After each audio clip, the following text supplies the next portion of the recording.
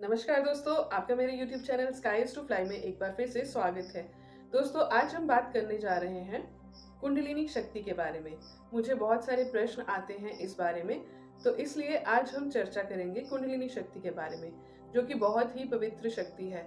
एक कुंडलिनी शक्ति, कुंडलिनी एनर्जी जो कि हमारी सेक्सुअल एनर्जी है, जिससे कि नया जीवन उत्पन्न होता है। It is a creator force. हम सब के भीतर ये एनर्जी होती है, लेकिन ये डॉर्मेंट पड़ी रहती है और ये केवल कुछ क्रियाओं या प्रतिक्रियाओं द्वारा ही एक्टिवेट होती है। और कुंडलिनी शक्ति के बारे में चर्चा अलग अलग कल्चर्स में और अलग अलग रिलीजन्स में बखूबी की गई है। जैसे हिंदुइज्म में इसे शिव शक्ति बोलते हैं, क्रिश्चियनिटी में Adam Eve tree of life with the serpent, Chinese में इसे यिंग यांग, वेस्टर्न कल्चर में इसे मैस्कुलिन फेमिनिन, आत्मा परमात्मा, प्रकृति पुरुष, ये सब नाम दिए गए हैं। बेसिकली ये क्या है? ये पोलैरिटीज हैं और कुंडलिनी शक्ति भी एक प्रकार से पोलैरिटी है। हम कह सकते हैं कि जो मैस्कुलिन और फेमिनिन एनर्जी की जो पोलैरिटी है, एनर्जेटिक पोलैरिटी है, उसी को बैलेंस में लेके आना, यही कुंडलिनी शक्ति का प्रोसेस होता है। कुंडलिनी अवेकनिंग का प्रोसेस होता है जब शक्ति जो कि बेस ऑफ द स्पाइन में, रूट चक्रा में डॉर्मेंट पड़ी रहती है, वो जब ऊपर आकर शिवा से मिलती है, तब मैस्कुलिन एंड फेमिनिन एनर्जीज का सुमेल होता है, बैलेंस होता है। उसी पल कुंडलिनी एक्टिवेट होती है और उसी पल पूरे ब्रह्मांड का सत्य हमारी आंखों के सामने आता है और माया का पर्दा हमारी आंखों से एकदम ओझल हो जाता है और हमें इस पूरे जीवन की, पूरे ब्रह्मांड की सच्चाई पता चल जाती है। तो ये पूरा ब्रह्मांड ही पोलैरिटीज पे टिका हुआ है, इसकी क्रिएशन ही पोलैरिटीज पे हुई है। तो जिस प्रकार से हम आज के समय में देखते हैं कि ये पोलैरिटीज में इम्बैलेंस है। जो सतयुग था तब क्या था? मैस्कुलिन और फेमिनिन एनर्जी की पोलैरिटी में बैलेंस था। मर्द और औरत अपने अपने जेंडर रोल्स करते थे और एक दूसरे की रिस्पेक्ट किया करते थे। तब रिश्तों में भी बहुत पवित्रता होती थी। तो ये उस वक्त बैलेंस, पोलैरिटीज होने की वजह से ही सतयुग था। आज के समय में क्या है कि पोलैरिटीज में पूरा इम्बैलेंस है। जो मैस्कुलिन है वो हाइपर फेमिनिन हो गए हैं और जो फेमिनिन है वो हाइपर मैस्कुलिन हो गई हैं। फेमिनिन पोलैरिटी को अगर देखा जाए तो पुराने समय से लेके अब तक पर्पसली इसे ब्रेक किया गया, क्योंकि फेमिनिन क्रिएटिव फोर्स है और एक फेमिनिन एनर्जी ही है जो कि डिवाइन के साथ डायरेक्ट कनेक्शन इस्टेब्लिश कर सकती है बहुत इजीली, क्योंकि फेमिनिन की इंट्यूशन बहुत स्ट्रांग होती है। मैस्कुलिन जो हैं, they are the leaders of this physical reality. वो इस 3D वर्ल्ड में, इस फिजिकल रियलिटी के मास्टर्स हैं। और जो फेमिनिन है वो स्पिरिचुअल रियलिटी की मास्टर्स हैं। उनके लिए स्पिरिचुअलिटी में स्पिरिट वर्ल्ड के साथ कनेक्ट करना, डिवाइन के साथ कनेक्ट करना बहुत ही ईजी होता है। इसलिए अगर आपने देखा होगा पुराने समय में जब भी राजा महाराजा जंग पे जाते थे तो वो फेमिनिन से, उनकी इंट्यूशन से हेल्प लिया करते थे, राइट? वो इसीलिए था क्योंकि वो स्पिरिचुअलिटी, वो सब देख सकती थी जो कि मैस्कुलिन अपनी इन आंखों से नहीं देख सकते थे।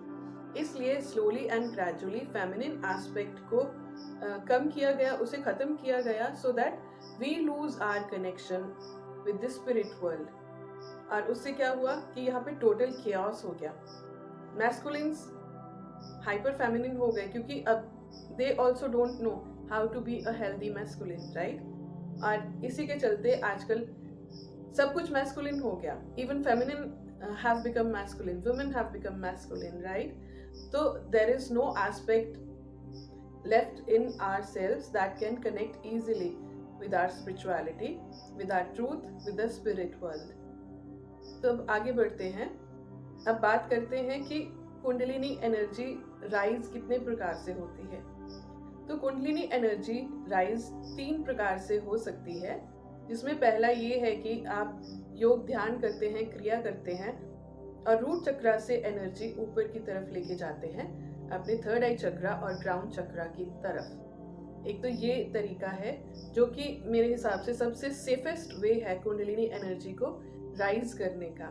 जो दूसरा तरीका है, जो मोस्टली ट्विन फ्लेम्स में पाया गया है और मोस्टली उन लोगों में पाया गया है जिनके लाइफ एक्सपीरियंसेस बहुत ही ज़्यादा ट्रॉमेटिक रहे हैं। तो ट्रॉमास की वजह से सबसे पहले उनका हार्ट चक्रा ओपन होता है। And trust me, this is the most painful way of kundalini ascension. क्योंकि जब आपका हार्ट चक्रा ओपन होता है तो सिर्फ इस जन्म की नहीं, आपके पास लाइफ की पेन भी सरफेस पे आती है। बहुत ज़्यादा दर्द होता है, बहुत पेन सरफेस पे आती है। फिर सिर्फ आप ही की नहीं, आपके आसपास के लोगों की कलेक्टिव की पेन भी आपको महसूस होती है। इसलिए जब हार्ट चक्रा ओपन होता है फर्स्ट टाइम कुंडलिनी असेंशन के प्रोसेस में, it becomes way too painful for the person who is going through this process. और जो तीसरा प्रकार है वो है third I directly.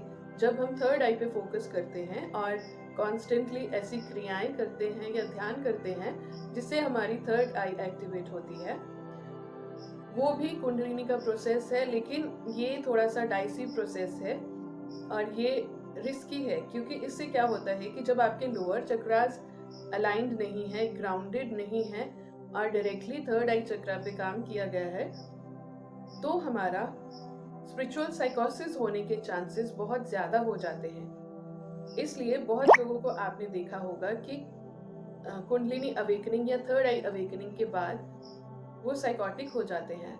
This is called the spiritual साइकोसिस। इसके बहुत सारे स्पिरिचुअल रीजंस हैं। इसमें नेगेटिव एंटिटीज और नेगेटिव स्पिरिट्स का भी बहुत बड़ा हाथ है। इस पे चर्चा हम किसी और वीडियो में करेंगे।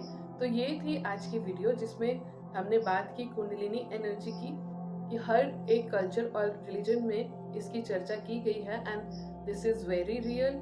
और कुंडलिनी एनर्जी कितने प्रकार से राइज कर सकती है, तो हमने 3 प्रकार से जाना कि कुंडलिनी शक्ति राइज कर सकती है, from root to crown, from directly heart chakra opening and from directly third eye chakra opening. और सबसे सेफेस्ट वे है रूट से लेके क्राउन तक उसको लेके जाना। तो आशा करती हूँ आज की इस वीडियो से आपको कुछ जानकारी मिली होगी, आपने कुछ सीखा होगा। मैं मिलूंगी आपसे अगली वीडियो में। तब तक के लिए खुश रहिए, तंदुरुस्त रहिए, stay in high vibes and remember, let your consciousness fly high because the sky is to fly. नमस्ते।